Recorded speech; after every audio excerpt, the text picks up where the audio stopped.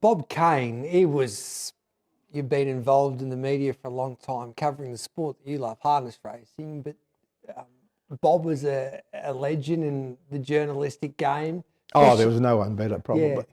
First of all, how did you come across Bob Cain? I think through the early days when I used to go to the showgrounds trots and that sort of thing, I'd see him because he worked originally for the Trotting Control Board, and he started there when he was about 16. I think he got a job there as an office boy virtually. And we used to always go on a Saturday night and go into the Trotting Control Board offices to pick up the trial sheets and the race sheets for the coming few days and that sort of thing. And he used to be in the office and you'd say, "G'day, Bob. G'day, Yeah. Alan. G'day, Fred." Those people. And that's probably where it all started. So the Trotting Control Board, just explain that in today's terms. Is that like HRV? Well, the Trotting Control Board was the predecessor of what is Harness Racing Victoria now. Yeah. They were based at the showgrounds on the tiny track there at the showgrounds, and that's where their offices were for years. Was it always Bob's dream to be a journalist? Is that what he wanted to be? I would imagine so. Yeah. Look, he came from a racing family. His father, Tommy, was a jockey. He was a very successful jockey in Mauritius. Yeah. And I guess when somebody in the family's involved in the racing game, that it carries on through the family. What makes a great journalist, lad, and why was Bob such a great journalist? Well, he just had everything at his fingertips. There was nothing he didn't know about anything. You would ask him a question, he would always be able to answer it. Is that a skill, or is that he could absorb all that information, or was he a man that dedicated his life to journalism regarding the research and making sure that? Well, I think he was probably, you would talk of him like that. But it's something that comes to you or it doesn't come to you, and it came to him, Gareth. Where did he get his big break from? I suppose he got his big break after leaving the Trotting Control Board. He was approached by Sid Brennan, who they were bringing out a publication called Best Bets. Yeah. And he was requested by Sid to go and join him and become assistant editor of Best Bets. Now, Best Bets, as you know, it's nothing like it was today in those days, but it was just a little publication, and it had a section on the gallops, a section on the trots, a section on the dogs. And Bob became trotting rider for Best Bets as well. And that led to him going to their sister publication, Truth Newspaper, which ran the biggest form guide in Australia as far as the gallops were concerned. And he became chief trotting rider for the Truth. And back in those days, it was such a competitive business, and there were a lot of journalists that would have loved Bob's job. Oh, absolutely. Especially at the Truth. Absolutely. What separated him from the others to get a job like that? And I guess it was pretty early on in his career as well. It probably was. Yeah. So the responsibility of being the chief harness racing rider for the Truth, just explain. Well, it just came to him naturally, I would think. I mean, he knew everybody, which was a big advantage, Gareth. If you're working in the media and you know the people, it's a big advantage.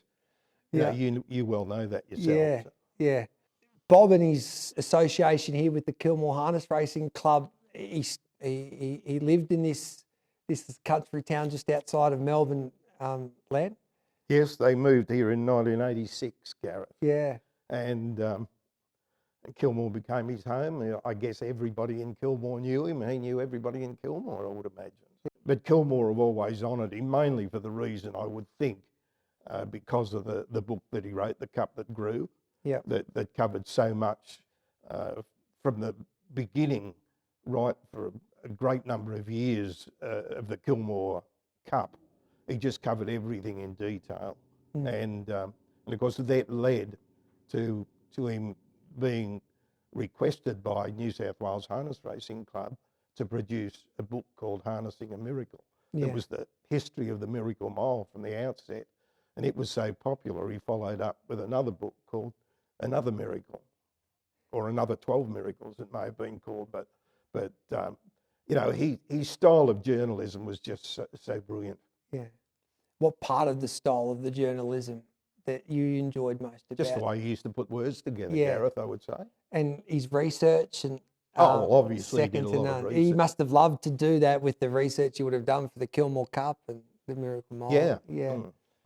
You know, I would just say that because of his involvement in the sport and in harness racing, you know, his name will live on forever through the Hall of Fame, the Victorian Harness Racing Hall of Fame, and through the Bob Cain Memorial Award as well. Yeah, I think it's great that Kilmore each year honour him as they do with others on their memorial night, but he would never ever be forgotten by the Kilmore people here, and it's just something that'll go on for years and years and years.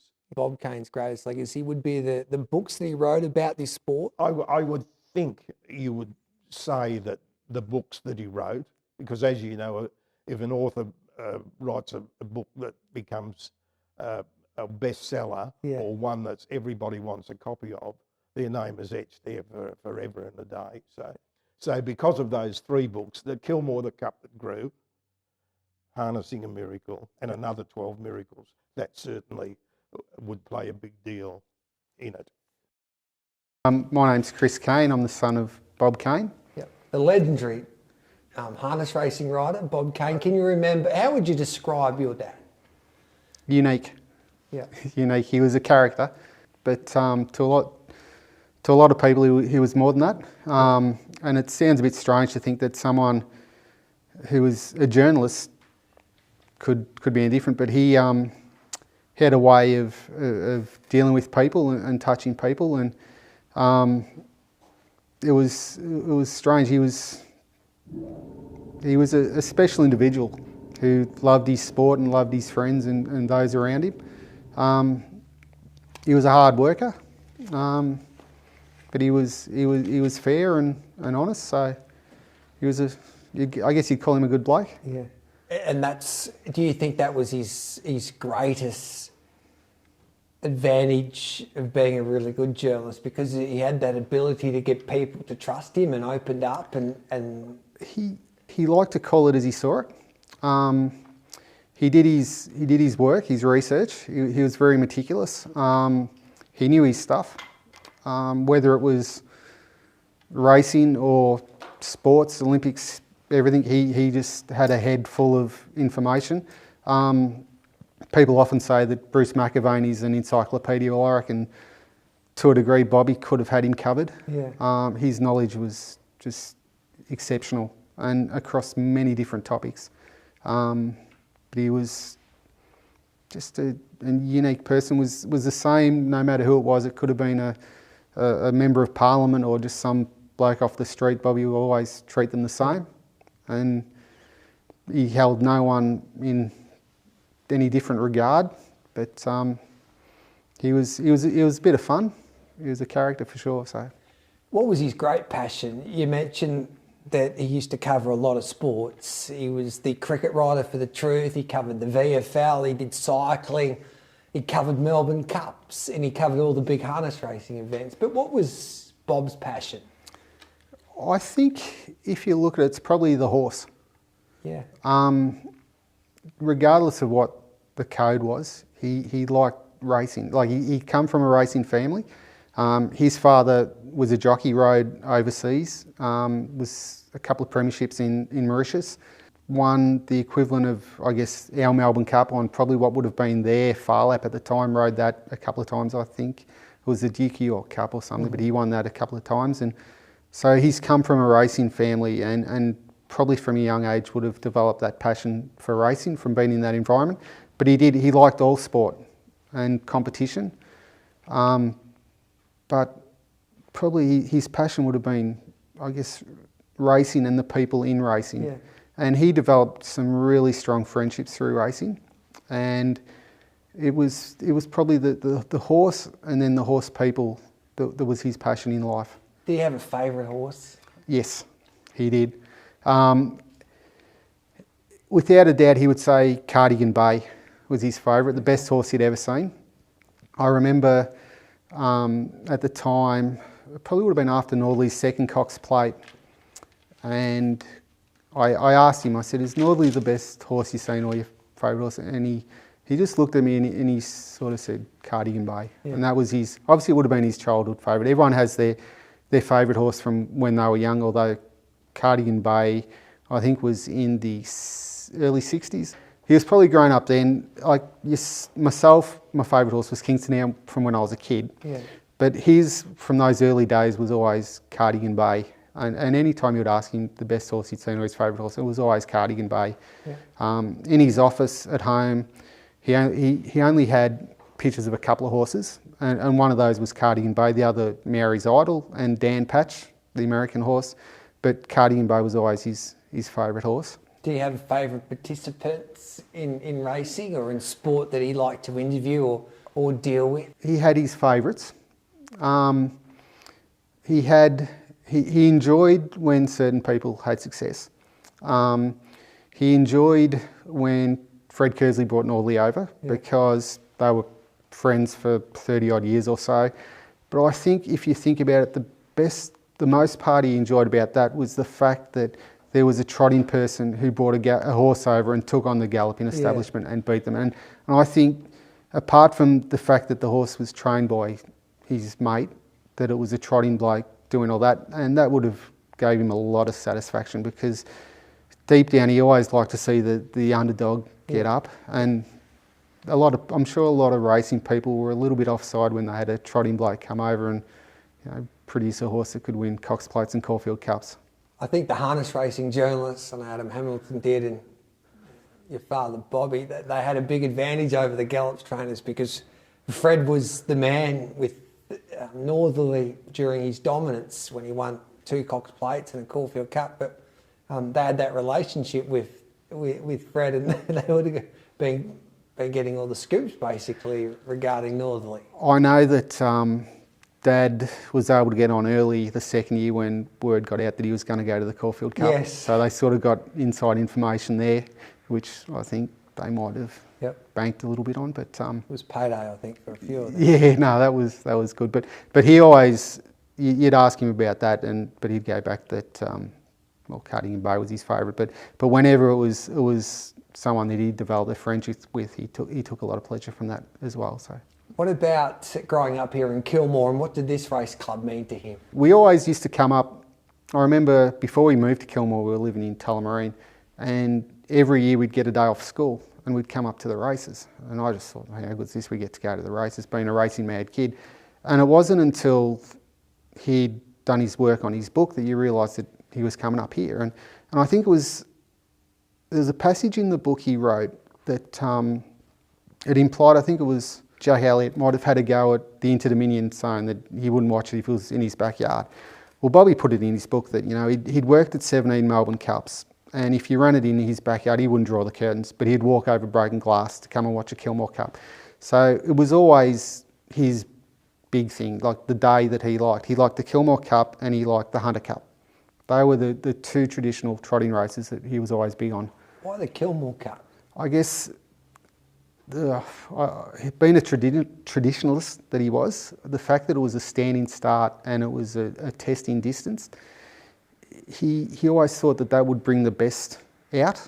You don't get any weak horses that would have won a Hunter Cup or a Kilmore Cup. You look at the honour roll, you had Pure Steel and Popular Arm and all those, so they were always the good horses that would come here. And that's what you want to see in any field of sport, is the best compete. And at the time when it was coming up, that all the good horses used to come to Kilmore, and I guess that's what just caught Bobby's imagination, that it was always the best. And a small club like this was able to put on such a big day, and from memory it was just massive. Like the crowds were massive, there were people everywhere, and it would be like trying to get a